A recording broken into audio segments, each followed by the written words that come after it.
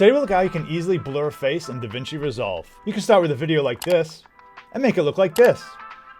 I'm here on the Davinci Resolve edit page and I have this clip of a woman walking. Let's say we want to blur her face for some reason. Well, with my clip selected, I'm going to click the color page tab down here. And now I'm on the color page. Now there's lots of options here, but really the steps we want to go through are pretty quick. First, we want to create tracking data for the woman's face. Then we want to attach a blur filter to that tracking data. So let's scroll to the middle of the video. I'll explain why in a bit. And then click this button here that says window. You'll see all these shapes listed down here. You can choose what shape you want the blur effect to have. You can make a square, you can customize it with the pen tool. I'm just going to use the oval here, so I'll click this. And I'm going to center it on her face here. And with these controls, you can change it. You can drag it up and down. I think there's pretty good. Let's make it a little bit bigger. Now we want to generate the tracking data. So let's click this button here that says tracker. I'll click this.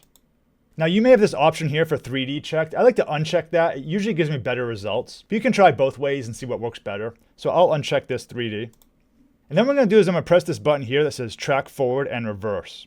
The reason I like to track forward and reverse from the middle of the video is because sometimes if you start from the beginning of the video, the tracker can drift off course. So it's easier to start in the middle and work your way out. Thankfully, we can do that with just one button click. So I'll click this button here, tracks forward, and now it tracks reverse.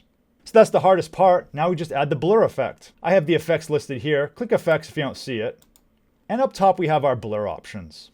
I'll click and drag Gaussian blur onto the node here. And you can see the effect it's having. I can adjust the strength.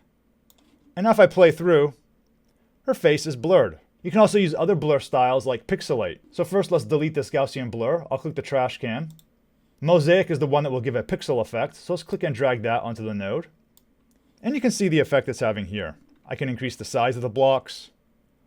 And I'll go back to the edit tab and we can see our final effect. I recommend watching the clip pretty carefully, just to make sure there's no parts that come out from behind the pixelization. Sometimes you may find that happens at the end. If so, just trim your clip. If there's any other Davinci Resolve topics you'd like to see a video on, let me know in the comments below. Thanks for watching, and see you in the next video.